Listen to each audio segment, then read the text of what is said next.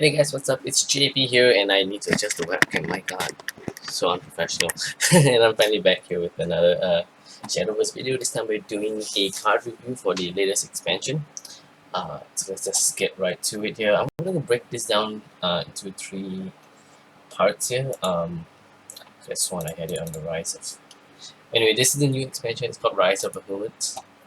I believe it's pronounced Bahamut here. And brief summary: it's introducing two new abilities. One is enhance and the other is clash. Enhance is basically necromancy with play points, and clash is basically a follower attacking into another follower. Alright, so it's 105 cards. I believe all the cards have been released here.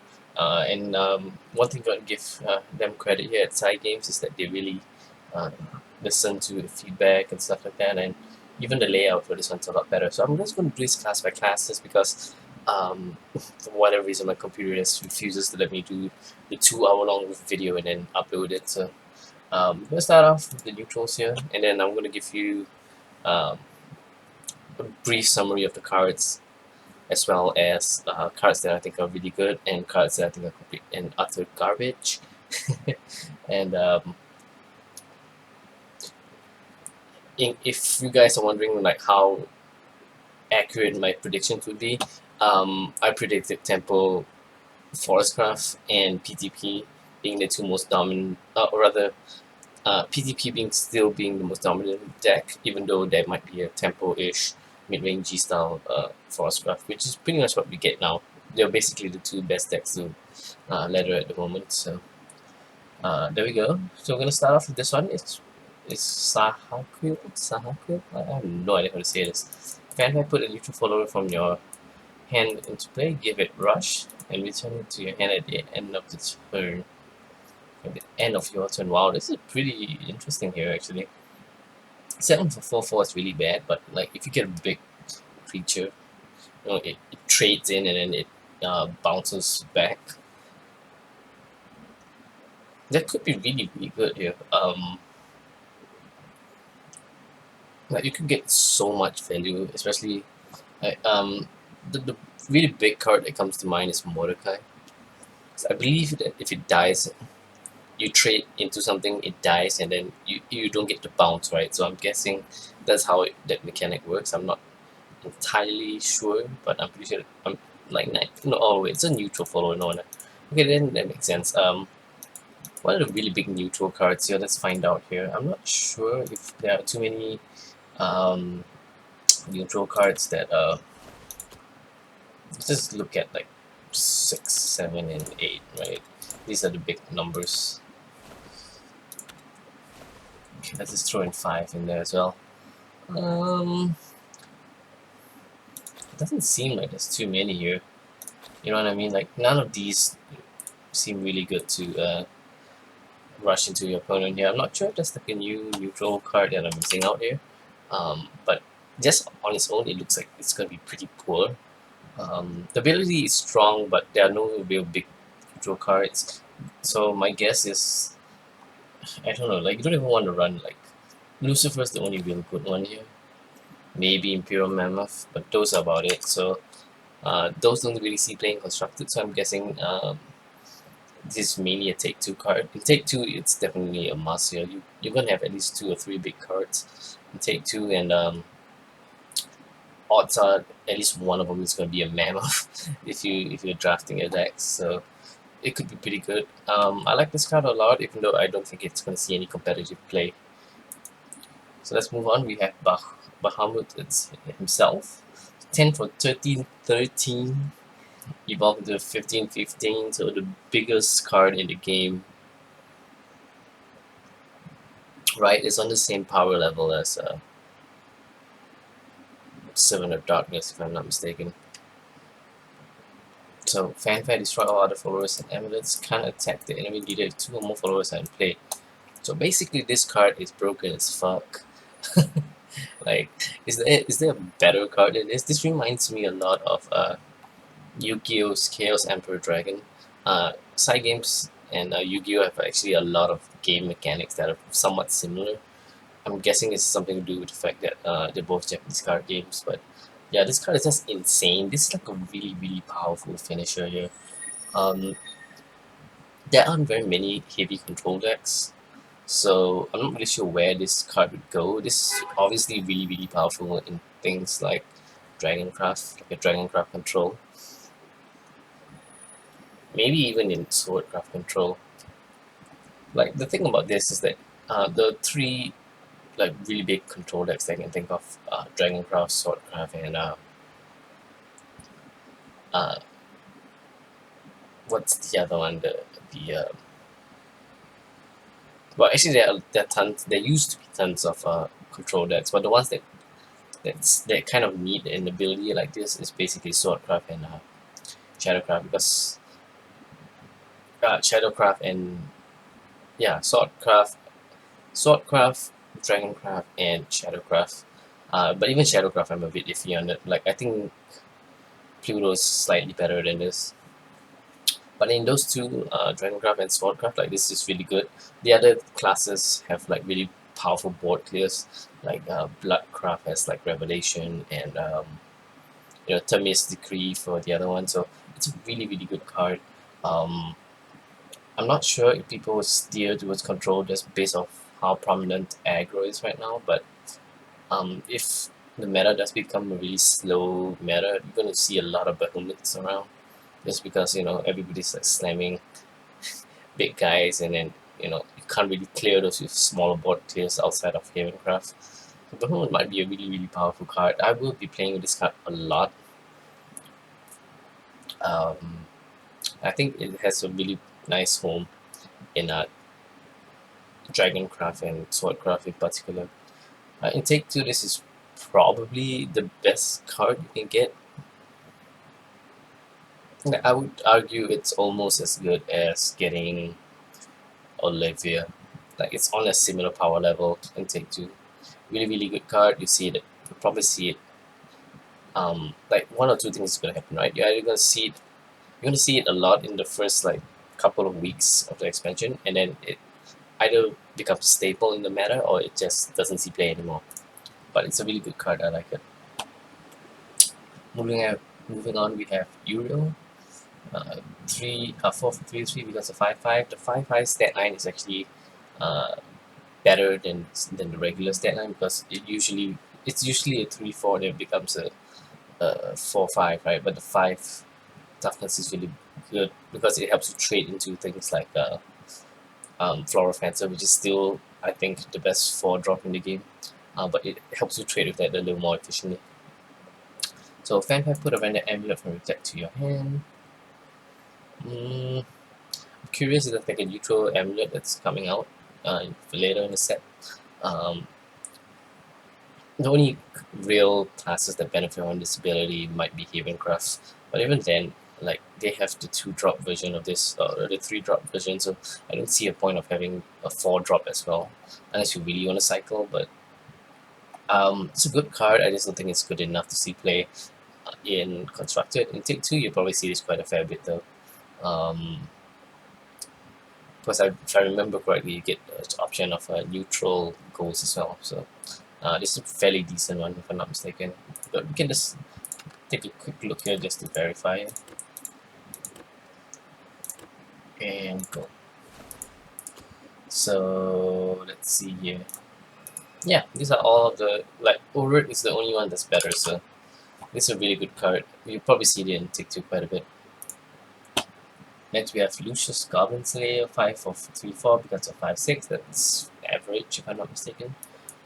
Fanfare, do 1 damage to all other followers that cost 2 or more play points.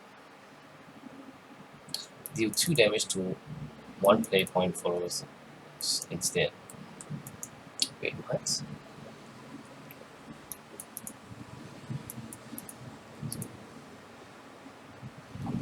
Alright, so it basically just sprays the board, is what it seems like, right?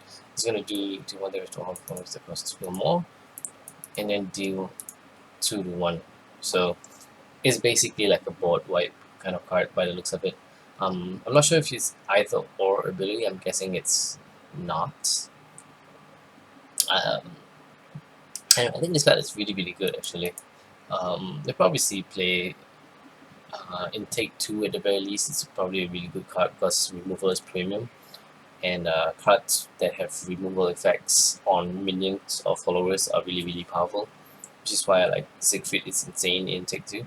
So yeah, I think you see this card will see a lot of play Take 2, but in Constructed it's just there's no way this ability is good. I don't think you'll see play there. Moving on, we have Goblin Breaker Tina. 4 for 3, 4 for 5, so this is the regular 4 drop stat line. Deal 2 damage to enemy follower, deal 5 instead if it's a neutral follower. It's an evolve good cannon. Yeah, this is pretty good. Like, this is really good um, neutral 4 drop. It's nowhere near, I don't think it's as good as any of the class specific ones in particular, but in terms of the neutral ones, like you only have Urd and PDP here, so this is of it. The effect is more of control card effect, but um, I don't think it's going to see play in constructed decks. It looks like it will see more play in something like Take 2. So clearly, like the neutrals are meant to just balance out Take 2 decks a little better. Personally, I think the meta in Take 2 is actually pretty decent. Like I've gotten 5 wins every class. Um, I would admit that maybe Bloodcraft is a little lacking, but it's like you can still win with Bloodcraft, like get a good result with Bloodcraft fairly consistently. But yeah, it seems like that's what they're trying to fix the neutral set. Moving on, we have Lyriel, Celestial Archer, 2 for 2/2, becomes 4/4, that's all that's normal. Evolve, deal 1 damage to an enemy. That's a really cute neutral. Again, this seems very Take 2-ish in terms of its ability. Um, on the upside, it's probably going to be like somebody's favorite lolly, so there's that going for it. But it's a decent neutral 2 drop and nothing more. Like it's like a strictly better fighter. There you go. Moving on, we have Gourmet Emperor Kaiser. Like what the heck is up with this name, man? 3 for 2/2 becomes a 4/4. It's really bad. Put an ultimate carrot into your hand. Okay, I've seen this one. Ultimate carrot is a really cool card. Yeah, it's gonna show up later at the end here. So let's just look right through there.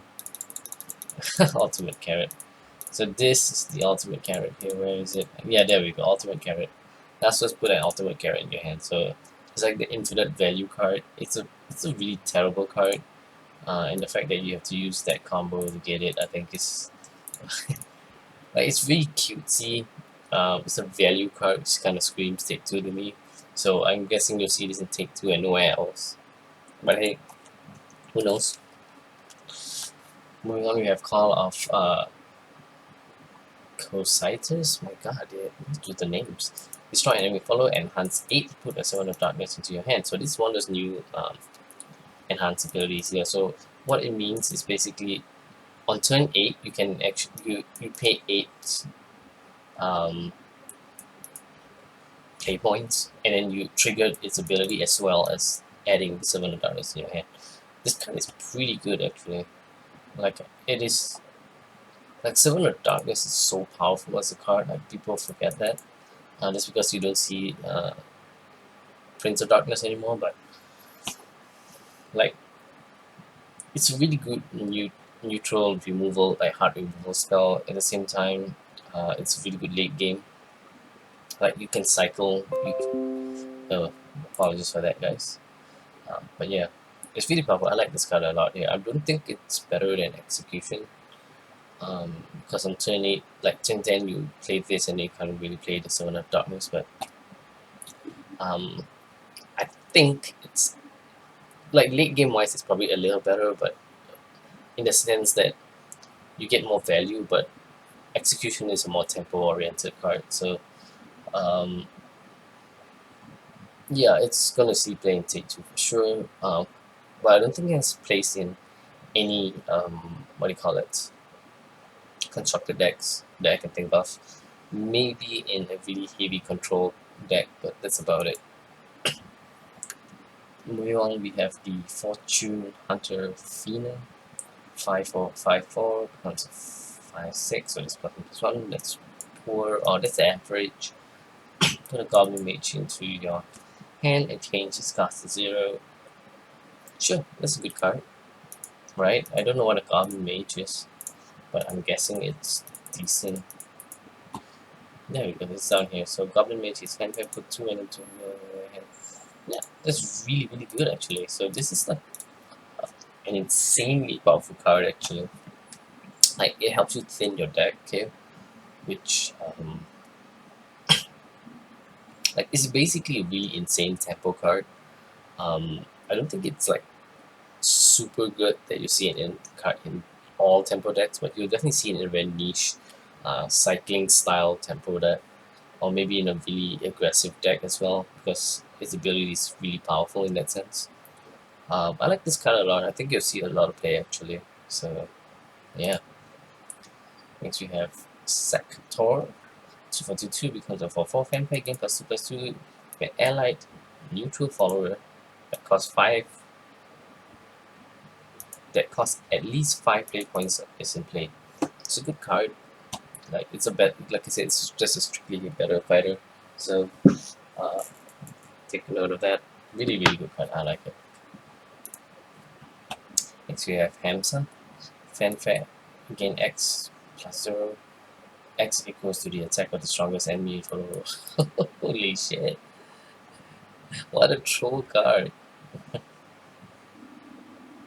I love it. I think it's really, really cool.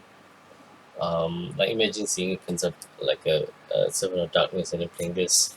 2 Servant of Darkness. Oh god.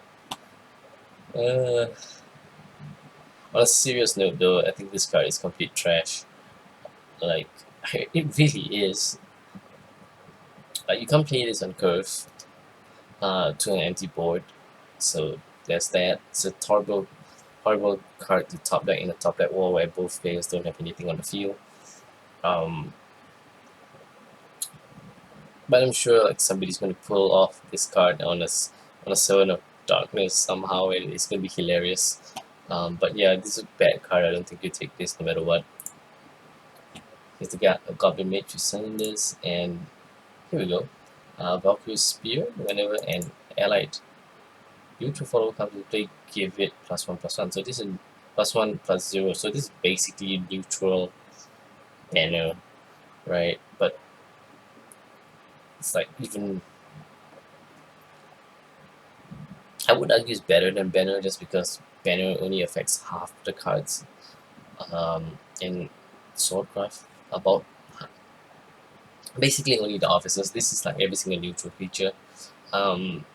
It's better than banner, but the fact is that banner fits in a deck that has a lot of synergy. This card, there's no deck that has a lot of neutral card synergy, so this card is actually bad in that sense. So yeah, it's a garbage card. I don't think you should take this, even a take 2. And then we got the Ultimate Carrot, which is hilarious, and we all love them. Alright, so that's all for the neutral cards. I'll be back really soon with the next part here. I'm probably going to do this one day at a time. Or maybe tomorrow I just do like a whole bunch at one go. But for now, this is all I'm going to upload. Hope you guys enjoyed the video, guys, and I'll see you guys next time. This is JP signing out.